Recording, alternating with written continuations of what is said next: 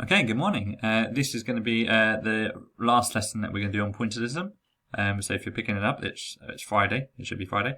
We're going to be thinking about transferring our skills from doing it on paper to doing it on a computer, which is why it's called pixel pointillism. And remember, we talked about right at the beginning of the week that it's a lot like pointillism is a lot like how TVs work, where you've got each pixel of the screen is a colour, and it's the blending of those colours that make it into images that we see.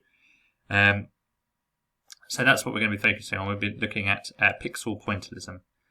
So the aim today is to create some computer art, and we're going to try and think about using computer software to recreate some pointillism artwork and change the colour and size of the dots in that program. We're beginning using Microsoft Paint. If you've got an Apple computer, I'm not really sure what the the similar program is to Paint, so you might have to check that yourself. Now, if you don't have access to a computer, then just do you can just try and recreate the drawings using paper and pencil and pen and felt tip if you want to. So these are the things we've done already. So it's just a recap of things that you would have found out at the beginning of the week. So it's pointillism is a type of painting that makes pictures using lots of colourful dots. It started in about the 1880s. Close up, you can look messy and difficult to tell what the picture is of. But if you look at it from a distance, your mind blends all the images, the dots, and you get the image. And televisions work that way. And we also talked about Georges Seurat. He was the French painter. He kind of created the pointillism movement. And if we look at one of his famous paintings here, this is one we looked at on Tuesday. So we're going to be thinking about using Microsoft Paint for here. So the thing we need to think about is the toolbar, which is the bit at the top. It shows you what tool you're using and other important information like size and colour. So we're going to be thinking about the brushes. Just leave it on brushes. I think it starts on brushes, so just leave it on that because that's what we're going to be using. And we're just going to be thinking about changing this colour. Leave colour to as white. This is the one we change, and you've got colours you can choose from, but you've also got the edit colour bit here, and I'll show you a bit more about that in a moment. For sizes, I'll show you in a moment which size I think might be best, but you might want to choose a different one. Actually, let's do that now. So if we go to Paint, so this is what it should look like if you've got it on there in your computer. So I've got my brushes set to brushes. Colour at the moment is black. The size, you've got 4 different sizes. I think this one's too big and this one's too small, so I've gone for this one, and you kind of get dots like this. Now you've got to be careful. I don't know if it's my computer's running slow, but sometimes if you do it too often, you get like those lines which we don't like. So I'm just going to rub all that out. Let's get a bit of a rubber.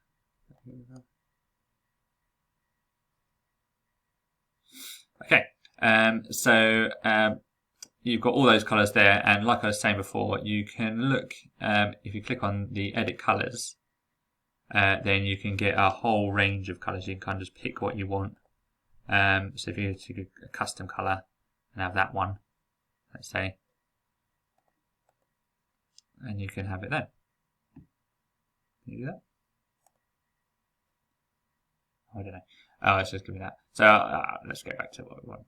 Anyway, so this is your task. So you're going to pick one of the pictures, which is in the folder, the Day 5 folder, and try and recreate one of those drawings. So things I want you to think about are what colours you're going to use. Remember, we use lots of different colours. And unlike my painting, my drawing I did yesterday and the day before, I now have much more colours, many more colours to use. And and just think, oh, are we just making dots? Make sure you click for each one, and then you don't end up with lines. Change the size of the dot if necessary. And then take your time and make sure your work is completely dotty. So let's have a look at those pictures. So this is one of them.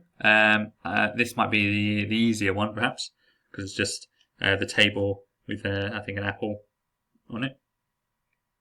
Then we've got a slightly harder one, which is just a little bit of that picture we saw before. Maybe you can try and recreate just that bit with the woman and the child. And then you've got something maybe a little bit harder. You've got a kind of town scene. So it depends what you want to do, really, on yours. So you're just trying to recreate something that's already been done. So if I was going to try and redo this one, what I'd be thinking about is maybe using, I'll start off with this green, and I'm just kind of going to flick between that. Like, okay, that's what it looks like. I might try and do the table first. So I might kind of start here.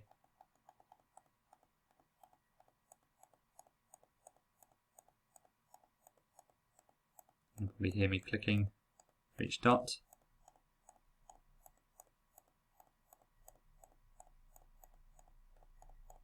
And there's kind of the apple there. I might just do like a quick, well, it's not really that kind of apple, but it is. Or maybe you won't really see the yellow, so I'll leave a bit of a gap for the apple. And so on, and then make the rest of it. So I'll have a go at that, and then I'll do another video for me showing like the speeded up completion of this one. Okay, hope that's been helpful, and I'll look forward to seeing what you can create. Okay, bye.